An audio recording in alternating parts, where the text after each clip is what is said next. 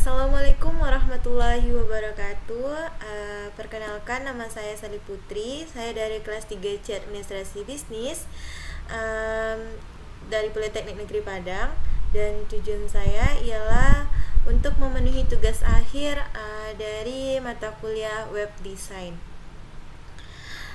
Pertama, ini sebelum kita memasuki contoh soal bagaimana HTML pembuatan tabel sederhana menggunakan HTML, lebih baik kita mengenal terlebih dahulu apa sih itu pemrograman web.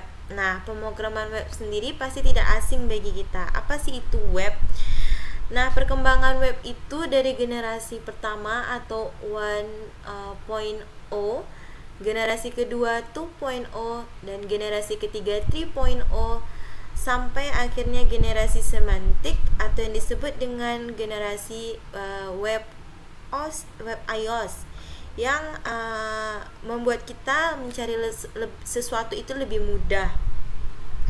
Contohnya saja pada tahun 2000 sampai tahun 2010, kita untuk mencari aplikasi Facebook, aplikasi IG, dan aplikasi lain media sosial lainnya, kita harus kunjungi terlebih dahulu Mozilla, lalu kita ketikkan http://facebook.com atau www.facebook.com dan sebagainya, sehingga untuk mencapai aplikasinya itu kita memerlukan butuh banyak waktu. Nah, di aplikasi web iOS sendiri kita telah disediakan aplikasinya langsung, yaitu Facebook, tanpa harus kita kunjungi Mozilla terlebih dahulu dan mengetikkan pemrograman HTML-nya. Dan intinya kita memakai web iOS ini lebih menghemat waktu. Nah, untuk itu kita mengenal terlebih dahulu lah apa itu pemrograman web. Yang pertama, apa sih itu situs web? Nah, situs web sendiri adalah kumpulan dari halaman web yang telah dipublish ke jaringan internet yang memiliki domain URL atau URL yang memudahkan kita mengakses dengan mengetikkan halamannya. Yang tadi itu yang disebut dengan kayak contohnya http://facebook.com atau http atau www.co.id gitu-gitu. Intinya tuh pemrograman atau kumpulan halaman web yang akan kita cari itu disebut dengan situs web. Nah, tadi ada yang disebut juga dengan HTTP. Lah, apa sih HTTP itu? HTTP itu Hypertext Transfer Protocol. Maksudnya itu protokol yang tujuannya untuk mentransfer dokumen pada World Wide Web atau WWW. Nah, WWW atau World Wide Web adalah halaman-halaman website yang memiliki koneksi satu dengan lainnya, yaitu hyperlink yang memuat seluruh informasi. Apa sih jenis-jenis web? Nah, jenis-jenis web itu terbagi menjadi dua. Yang pertama ada web statis dan web dinamis. Pasti kita pernah mendengar ada satu situs web yang mana kita bisa merubah atau ikut memasukkan ide ke dalam web tersebut, dan ada juga situs web yang kita tidak bisa mengambil atau mengcopy dari web tersebut. Itu yang biasa kita sebut dengan web terkunci, atau apalah misalnya. Itu yang disebut yang pertama. Baiklah, kita jelaskan ya. Yang pertama itu ada web statis. Nah, web statis itu adalah jenis situs yang penggunanya itu tidak bisa merubah konten dari web tersebut secara langsung dan menggunakan browser, sehingga interaksi hanyalah seputar pemrosesan link saja. Nah, ini yang saya disebutkan tadi, bahwa kita masuk ke dalam HTML atau ke dalam situs web tadi itu, kita tidak bisa mengambil, mengcopy dari pemrograman atau dari situs yang telah disediakan oleh yang membuat konten tadi, sehingga yang kita sebut dengan konten terkunci. Ada juga yang disebut dengan web dinamis. Web dinamis ini adalah jenis situs yang adanya interaksi antara pengguna dan server dan dapat mengubah konten pada halaman tertentu dengan menggunakan browser. Nah ini kontennya itu tidak terkunci atau bisalah kita untuk mengcopy-copy dari konten yang telah disediakan. Lanjut ada kategori web. Nah kategori web itu terbagi menjadi 4. Yang pertama ada web personal. Contohnya itu seperti blogger atau blog pribadi. Kedua ada web komersial, contohnya company profile atau online shop yang biasa menggunakan .com atau .co.id belakangnya. Contohnya saja nih, saya contohkan contoh web komersial ini. http www roughly travels.co.id misalnya. Nah, lanjut dengan yang ketiga itu web instansi atau web pemerintah. Nah, contoh domain yang digunakan yaitu .go.id. Biasanya di pemrograman HTML di situs HTML dari pemerintah biasa di ujungnya itu ada .go.id. Apa sih ID itu? ID itu adalah mengembangkan negara kita yaitu Indonesia.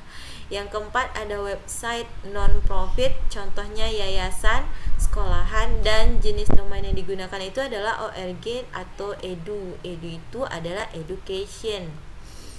Selanjutnya itu ada namanya jenis-jenis pemrograman web. Nah, jenis-jenis pemrograman web ini terbagi menjadi 2. Ada yang client side scripting, adalah bahasa pemrograman web yang dilakukan di sisi klien, dan pengolahan client side scripting dilakukan oleh web browser sebagai kliennya. Contohnya HTML atau HTML, CSS, JavaScript, XML atau Extensible Markup Language. Yang kedua ada server side scripting. Nah, biasanya ini adalah bahasa pemrograman web yang pengolahannya dilakukan di server. Maksudnya yaitu web server yang telah mengintegrasikan komponen web engine. Contohnya ASP atau Active Server Packs atau PHP Hypertext Preprocessor. Nah, JSP Java Server Packs. Baiklah, selanjutnya kita akan membahas tentang HTML. Nah, dasar-dasar pemrograman HTML itu terbagi menjadi beberapa. Yang pertama ada tag dasar yang berikut pembagiannya. Ada doctype HTML yang deklarasi mendefinisikan dokumen menjadi HTML. Ada HTML tag pembuka dari dokumen HTML. Ada head yaitu meta dokumen. Ada title, ada yang disebut juga sebagai judul untuk ditampilkan pada browser kita. Ada body yaitu tempat konten website menggunakan HTML. Nah, konten kita diisi pada body ini. Lanjut yang kedua ada judul yaitu H1 sampai dengan H6 disebut dengan heading atau judul. HR yaitu memisahkan konten berupa garis pembatas. Nah, ini biasanya untuk surat. Kalau surat biasanya ada tempat bagian atas yaitu kop kepala surat dan bagian bawah. Nah, kop itu biasanya ada garis pembatasnya. Yang ketiga ada tag paragraf. Berikut pembagiannya. Yang pertama ada P yaitu pembuat paragraf baru. Yang kedua ada BR membuat garis baru, dan selanjutnya ada text style, style attribute, background color, font family, font size, dan yang kelima ada tag formatting.